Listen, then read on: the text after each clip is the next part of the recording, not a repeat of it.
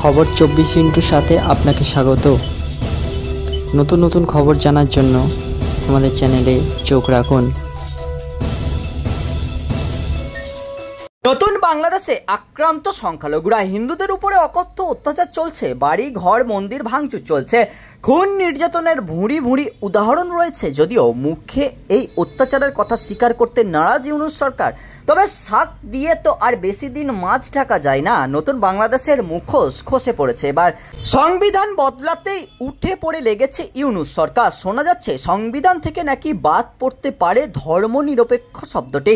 হাসিনাকে তাড়িয়ে দেশের সংস্কার করতে গদিতে বসেছিলেন মোহাম্মদ ইউনূসের অন্তর্বর্তী সরকার, কিন্তু সেখানে ধর্মীয় মেরুকরণ, সংখ্যালঘুদের উপরে অত্যাচার চলছে লাগাতার। এবার সেই বাংলাদেশি সংবিধান সংস্কারে নামছে, আর তাতেই সংবিধানের মূল নীতি থেকে বাদ পড়তে পারে ধর্মনিরপেক্ষতা শব্দটি।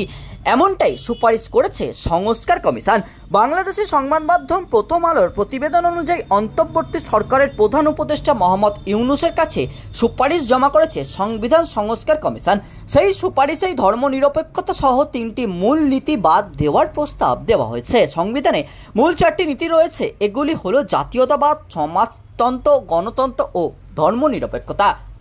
1971 সালে মুক্তিযুদ্ধের পর স্বাধীন বাংলাদেশের সংবিধানের মূলনীতি হিসাবে এই শব্দ বান্ধনীগুলি যোগ করা হয়েছিল। সংস্কার কমিশনে যে সুপারিশ করেছে তাতে এই শব্দ বাদ দেওয়া হয়েছে।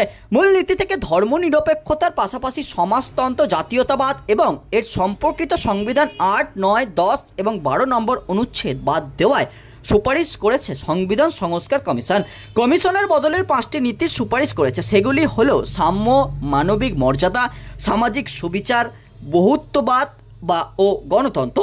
জুলাই আন্দোলন থেকে অনুপ্রাণিত হয়ে এই নতুন 5 নীতির প্রস্তাব দেওয়া হয়েছে। সংবিধান বদলের পাশাপাশি বাংলাদেশের সংসদে উচ্চ ও নিম্নকক্ষের আনার প্রস্তাবও দেওয়া হয়েছে। ব্যুরো রিপোর্ট, খবর 24/7।